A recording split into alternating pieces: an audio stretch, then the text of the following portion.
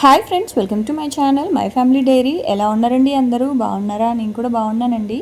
మీరందరూ ఎలా ఉన్నారో నాకైతే కామెంట్ సెక్షన్లో కామెంట్ చేయండి.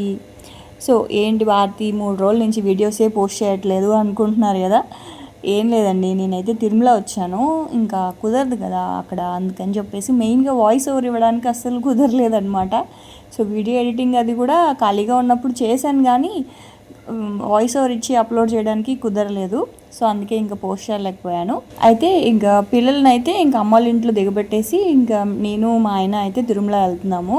సో పిల్లల్ని కూడా తీసుకెళ్ళొచ్చు కదా భారతి అని మీరు అంటారు. తీసుకెళ్ళొచ్చు, కాకపోతే ప్రాపర్ రిజర్వేషన్స్ అన్ని రూమ్స్ అన్నీ కూడా బుక్ చేసుకొని ముందు ఉంటే పిల్లల్ని తీసుకెళ్ళొచ్చు. మేమే అనుకోకుండా వెళ్తున్నాము, ఎందుకంటే అసలు మా ఆయనకి హాలిడేస్ ఉన్నాయా లేవా అనేది తెలియదు అనమాట. సో సడన్గా హాలిడేస్ ఓకే ఉన్నాయి అనేసరికి అస్సలు లేట్ చేయకూడదు, ఇంకా వెళ్ళిపోవాలి అని చెప్పేసి అప్పటికప్పటికే ఇంకా అన్నీ తత్కాలు బుక్ చేసుకొని బయలుదేరుతున్నాము.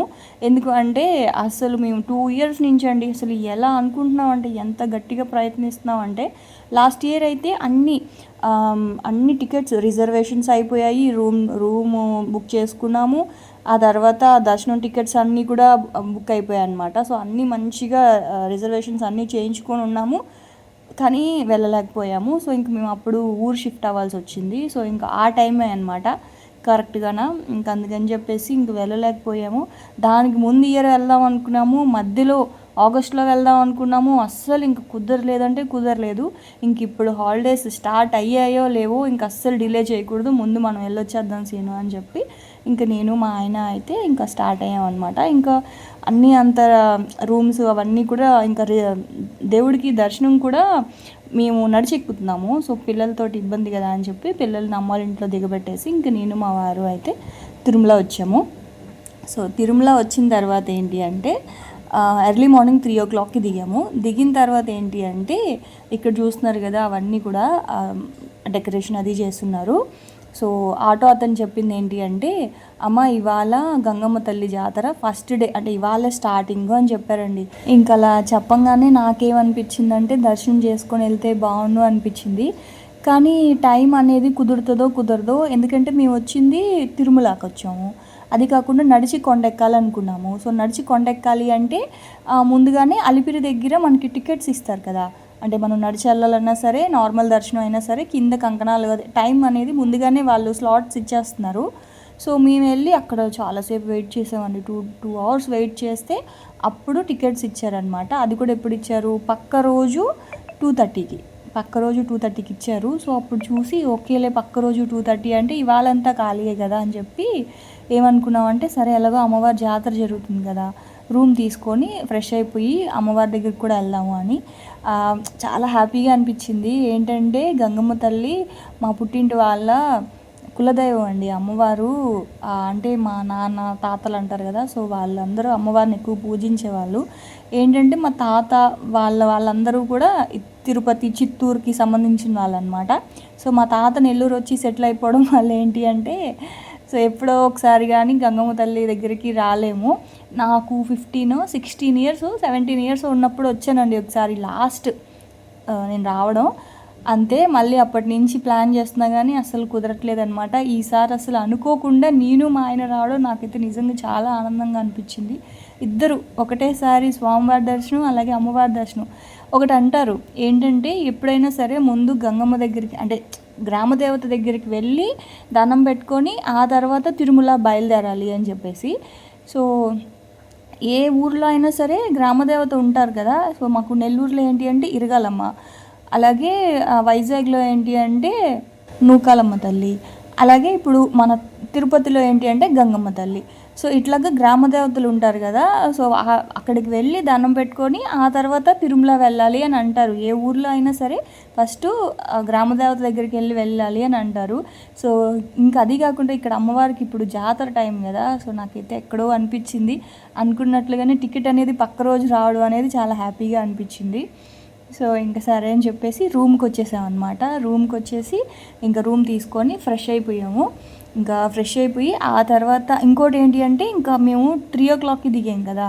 సో 3 o'clockకి దిగంగానే 2 hours పాటు అలిపిరి దగ్గర క్యూలో నించున్నామండి టికెట్స్ కోసం. అసలు మెయిన్గా ఈ నించోవడం వరకే అయిపోయిందండి. అందుకే సగం పిల్లల్ని తీసుకురాలేదు. ఎందుకంటే టికెట్స్ కనుక ముందుగా మనం ఆన్లైన్ బుకింగ్ చేసుకోకపోతే ప్రతి దానికి నించొని ఉండాలన్నమాట తిరుమలలో. సో అక్కడ కాళ్ళు బాగా నొప్పెట్టేసాయి. సరే అని రూమ్కి వచ్చి ఇంక పడుకుని పోయాం. 9:30 అలా అయిపోయిందనమాట. పడుకునేసాము.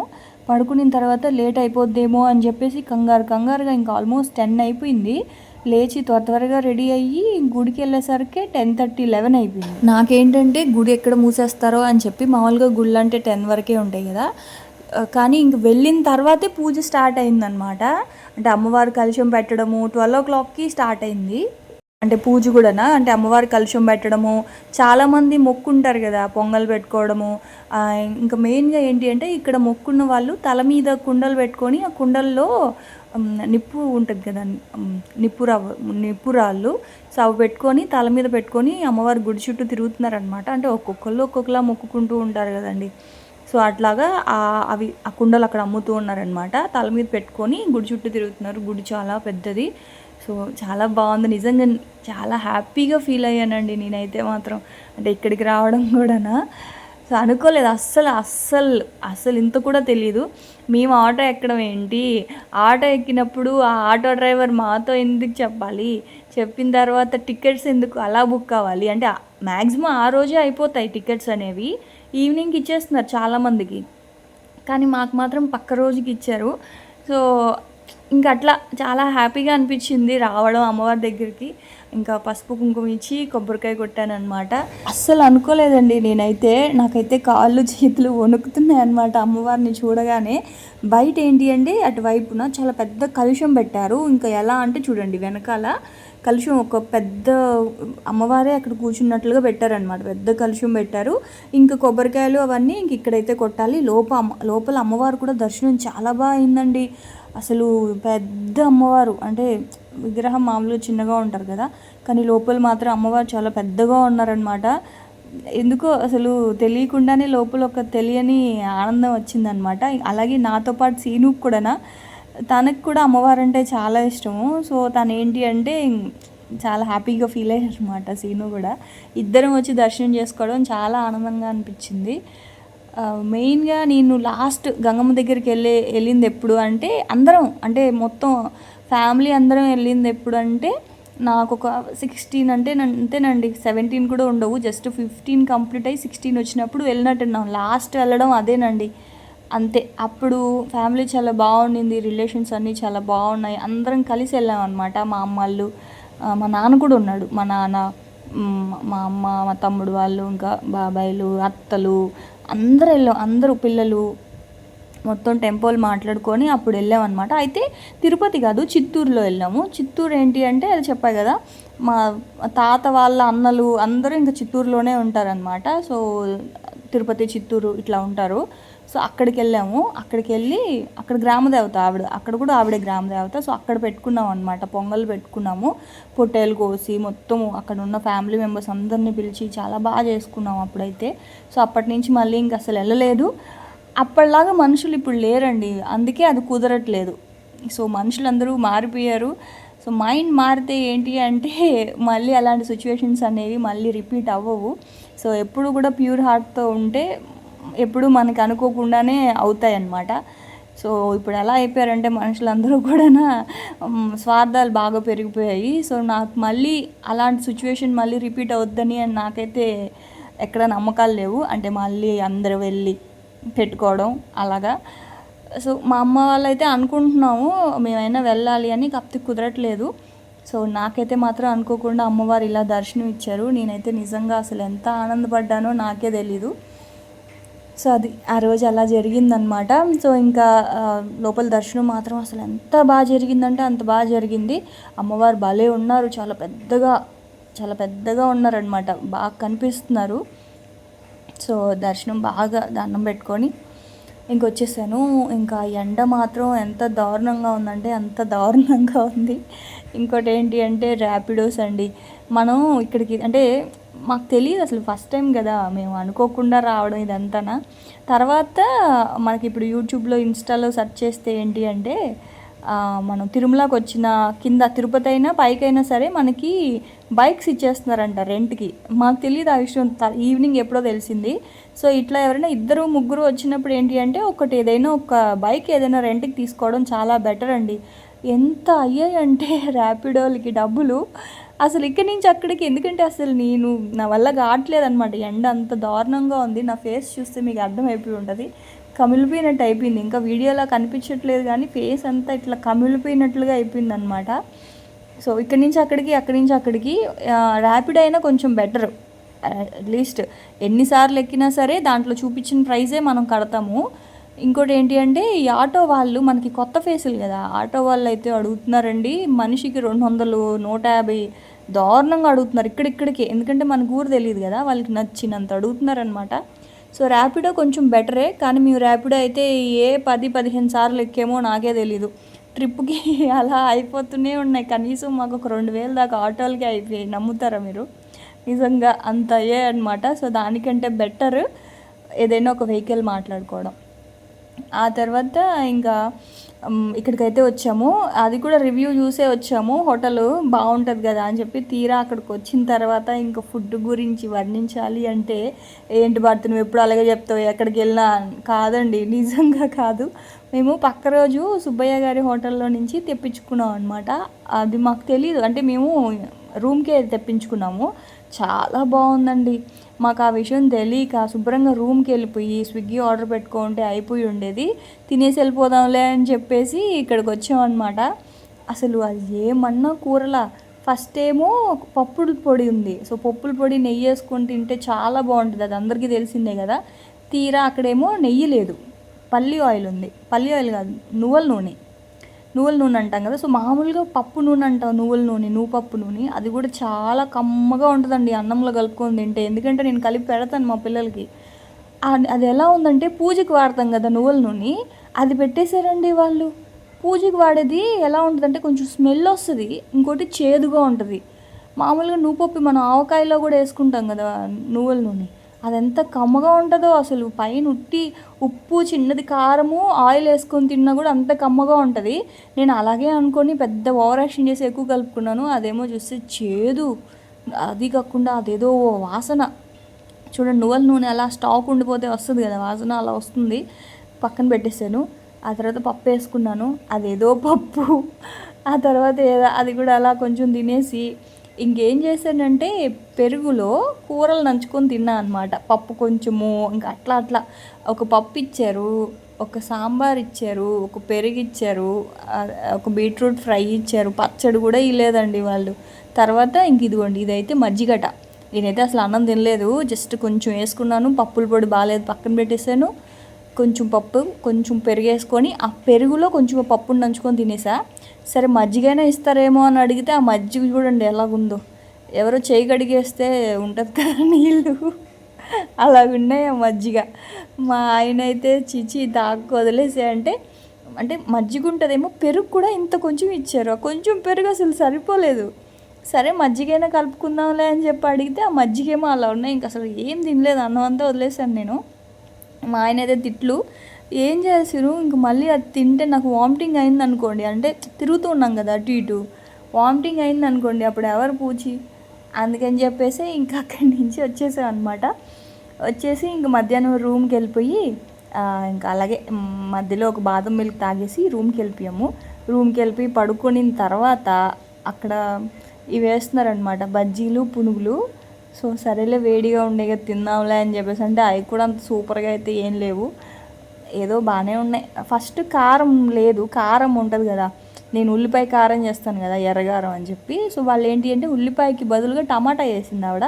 టమాటా, వెల్లుల్లిపాయ, ఎండుమిరపకాయలు, ఉప్పు, బాగానే ఉంది.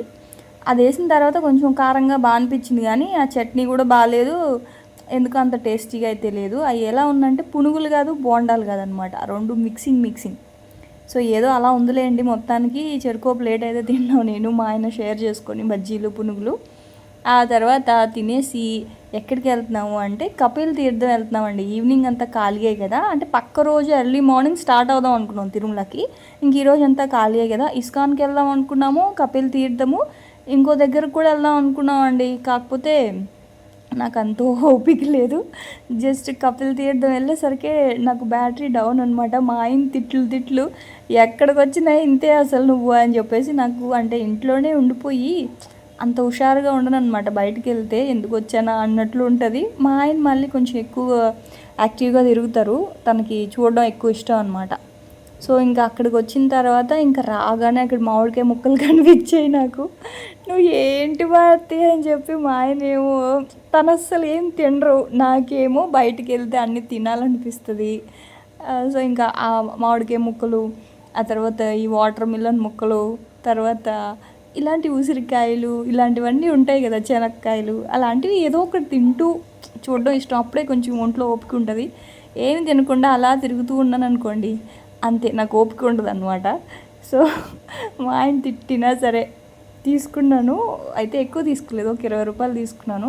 నేనేమనుకున్నానంటే లోపల వరకు నడవాలేమోలే, తింటూ నడుద్దాం అనుకున్నాను. తీరా ఏంటంటే ఇంకా వెళ్ళిన వెంటనే చాలా గుళ్ళు ఉన్నాయి.